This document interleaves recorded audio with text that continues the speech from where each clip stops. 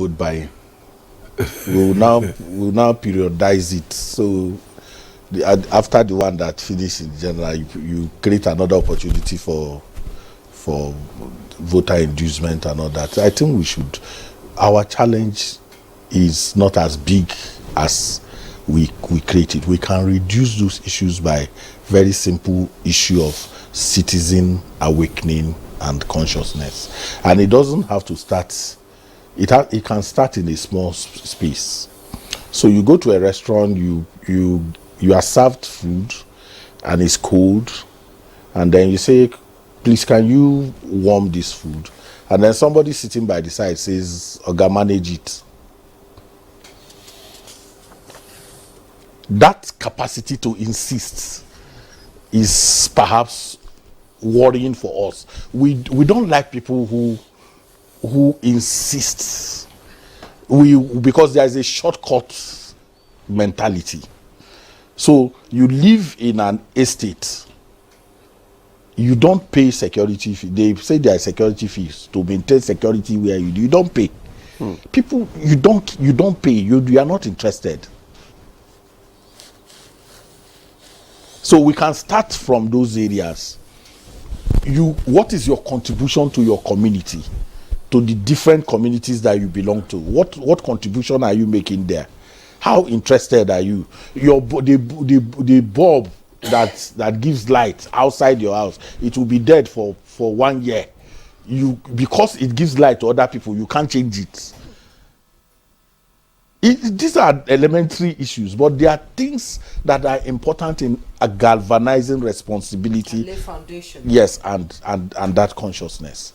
So until we are able to deal with the small things, the big things will be spiritual. They will remain spiritual. The small things are those little things we can engage. The policeman stops you.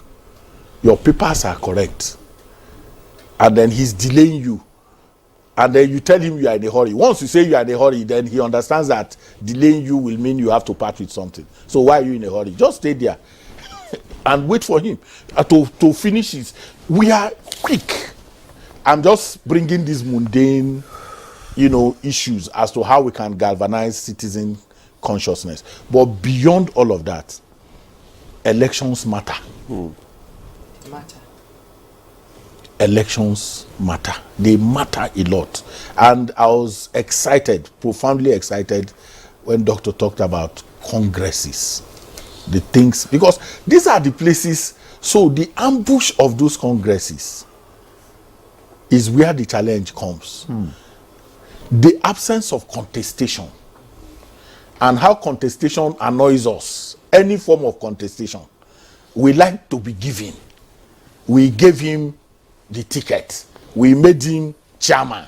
We made him, not that he contested.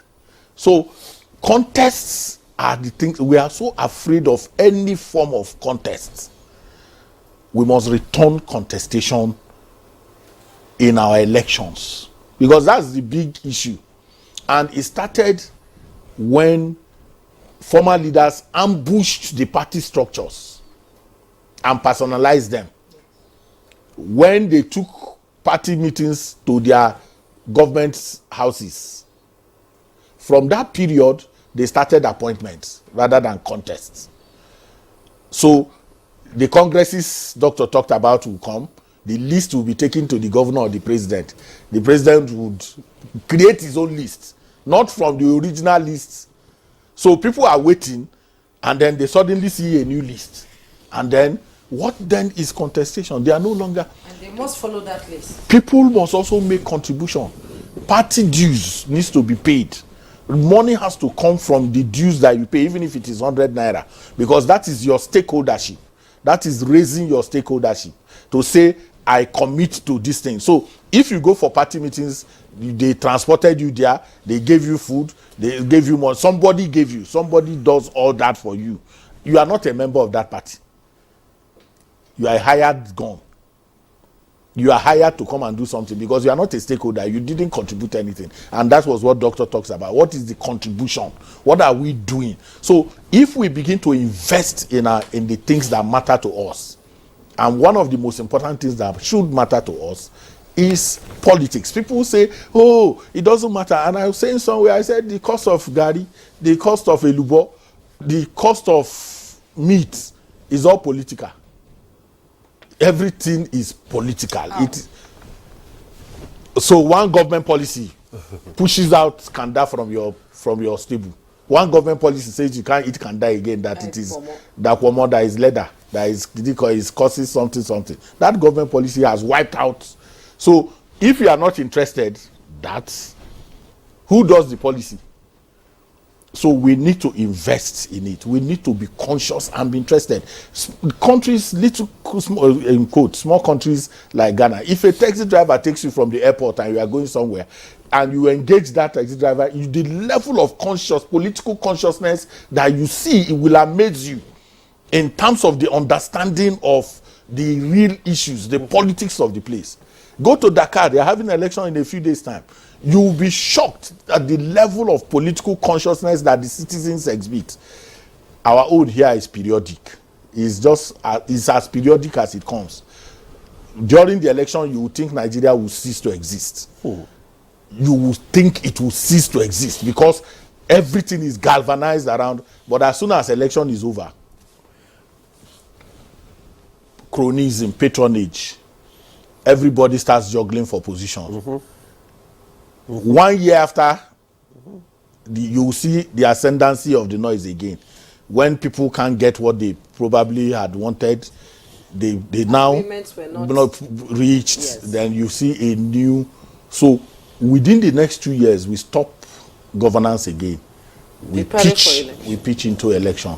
So by 2024, you start talking about who will come back, who is not going to come back, second termism, and the rest of them. So our problem is really known and clear, but it's that lack of determination to confront it from the top. And it can come from the leadership. And when I mean the leadership, for instance, the issues that are bothering us, and that's what Doctor was talking about, you need to have leaders with force of personal example. And I think President Tinubu is doing there is some spark that one is seeing. I just wish he's able to keep it. 3 months foreign. Doctor was asking me whether it will have impact. I say it will add up. Even if it is 1 naira, it adds up.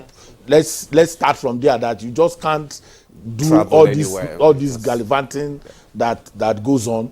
Okay, you are doing. You are Ministry of Education. You are going to Dubai to go and do training, and Doctor was talking about the resources that is available, the manpower that is available.